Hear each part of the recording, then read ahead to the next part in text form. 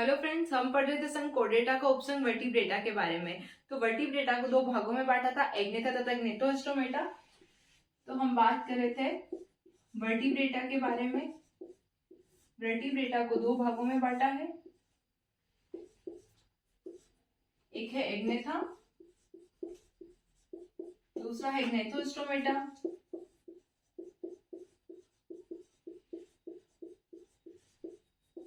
तो हमने ये जो वर्ग है एग्नेथा, जो भाग है एग्नेथा के बारे में हमने पढ़ लिया। इसमें कौन सा वर्ग आता है? साइक्लोस्टोमेटा। इनको जबड़ों की उपस्थिति तथा अनुपस्थिति के आधार पर इनको वर्गीकृत किया गया था। अब हम पढ़ रहे हैं ग्नेटोस्टोमेटा के बारे में। तो ग्नेटोस्टोमेटा में दो महावर्गों में बांटा गया। दो महावर्ग, एक तो पीसीज, एक है टेट्रापोडा। तो हमने पीसीज के बारे में पढ़ लिया। पीसीज में वास्तविक मछली आती है। इसके अंदर दो वर्ग रखे गए हैं, कॉन्डिक्सीज तथा ऑस्टिक्टीज। हमने इनके बारे में पढ़ा। अब हम पढ़ रहे हैं महावर्ग टेट्रापोडा के बारे में। तो इस महावर्ग टेट्रापोडा में आता है एक तो एम्फीबिया,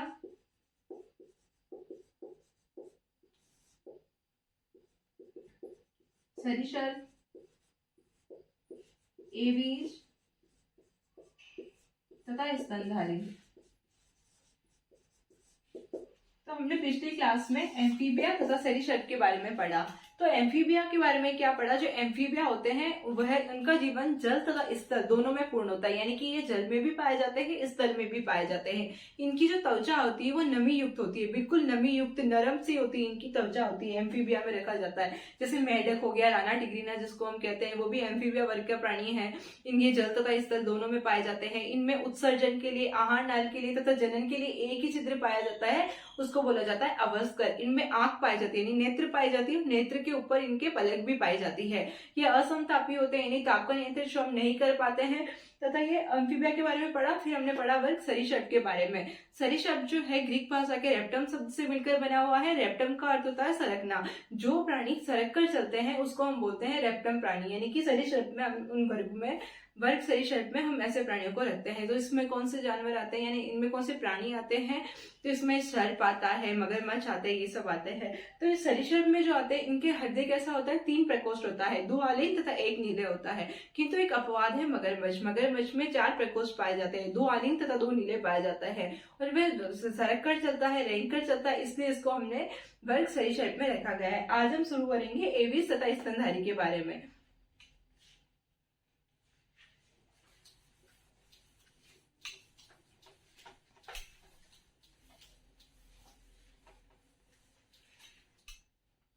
तो महावर्ग टेट्रापोडा का वर्ग है एवीज।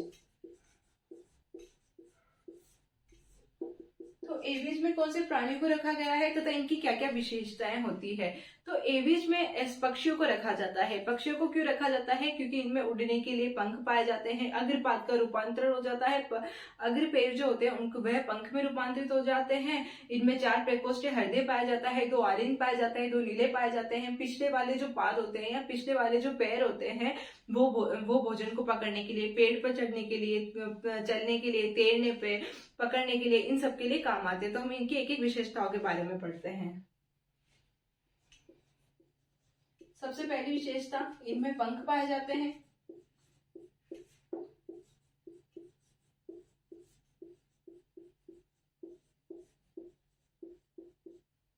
किंतु एक ऑस्ट्रिक यानी शतुरमुर्ग जो होता है उसमें पंख नहीं पाए जाते हैं, किंतु उसको एविज में रखा गया है।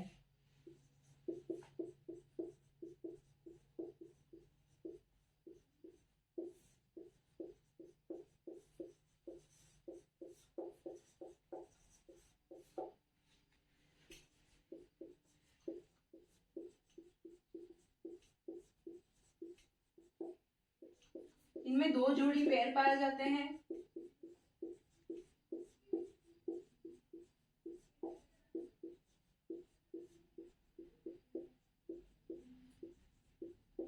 जो अग्रपाद होते हैं उनका ही रूपांतरित होता है पंख।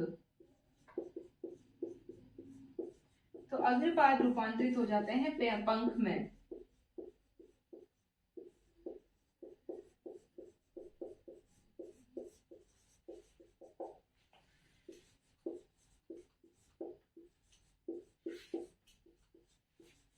फर्स्ट पार्ट जो होते हैं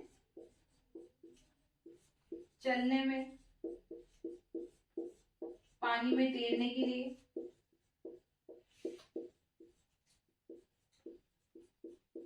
तथा पेड़ों पर लटकने के लिए।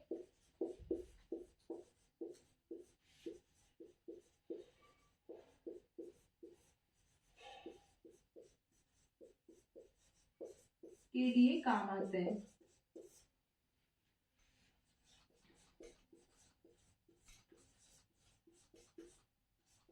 इनमें खोखली अस्थियां पाई जाती है, यानी अस्थियां पाई जाती है और उनमें वायु कोश उपस्थित होते हैं। तो इनमें खोखली अस्थियां पाई जाती है।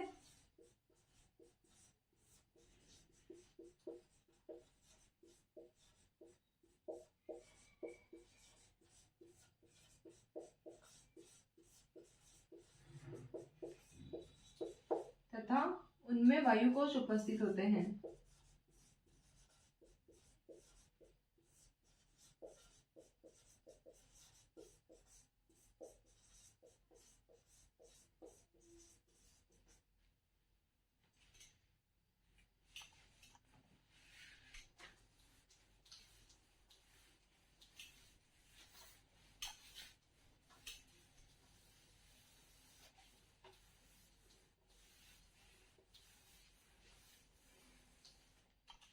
वर्ग एविज में जो प्राणी रखे जाते हैं वो समतापी होते हैं, यानी ताप का नियंत्रण स्वयं कर सकते हैं।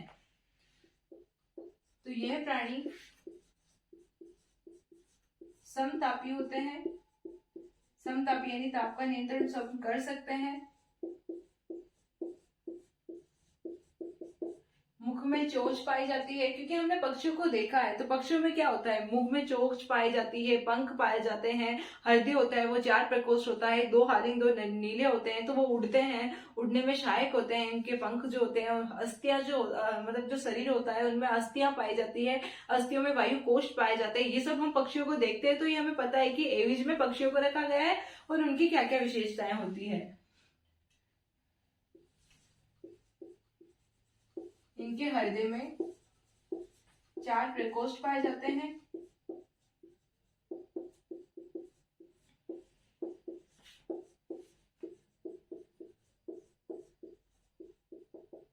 दो आलिंग तथा 2 नीले।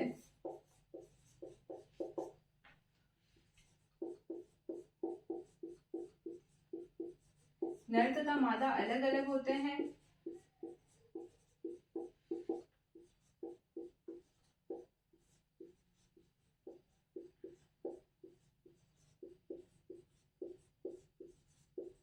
निषेचन आंतरिक होता है।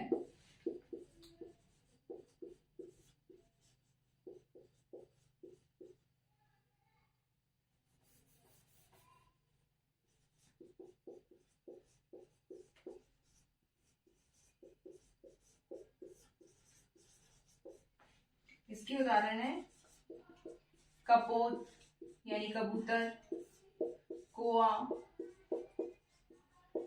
मोर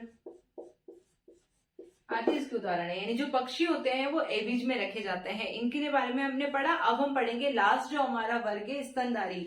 स्तनधारी के बारे में हम पढ़ेंगे।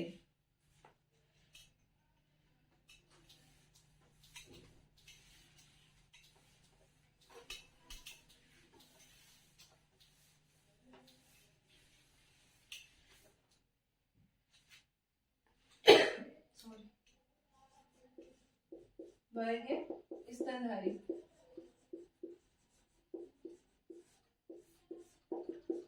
तो इस वर्ग स्तनधारी की क्या विशेषताएं होती है? इनमें इनकी प्रमुख विशेषता होती है कि इसमें स्तन ग्रंथियां पाई जाती है जो इनके बच्चों को पोषण देने का कार्य करती है। तो इसलिए इनको स्तनधारियों में रखा गया है। इनमें स्तन ग्रंथियां पाई जाती है।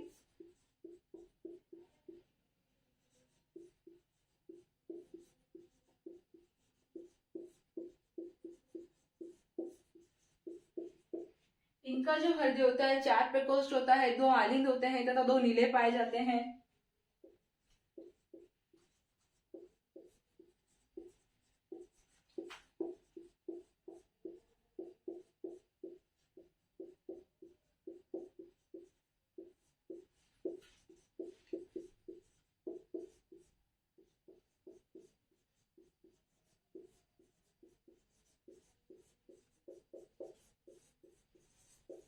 यह भी समतापी प्राणी होते हैं, यानी ताप का नियंत्रण ये स्वयं खुद कर सकते हैं,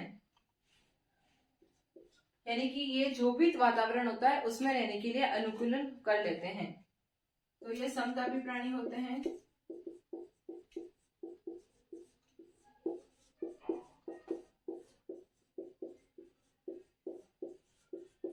इनमें नर तथा मादा अलग अलग होते हैं।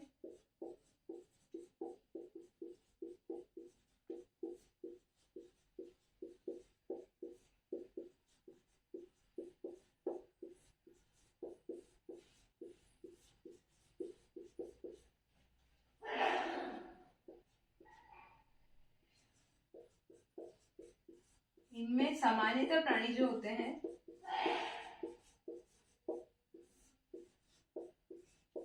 जरायुज होते हैं। जरायुज यानी कि बच्चे जो उत्पन्न करते हैं हम उनको बोलते हैं जरायुज, और तो जो अंडे उत्पन्न करते हैं उन्हें हम बोलते हैं अंडज प्राणी। तो इनमें अधिकांश जो प्राणी होते हैं वो जरायुज होते हैं, यानी कि अधिकांश जो प्राणी होते हैं वो बच्चे उत्पन्न करते हैं।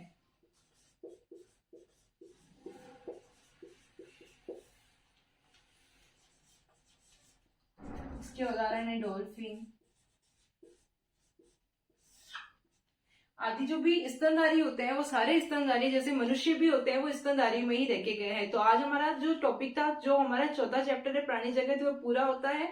हमने इसमें 11 संघ के बारे में पढ़ा।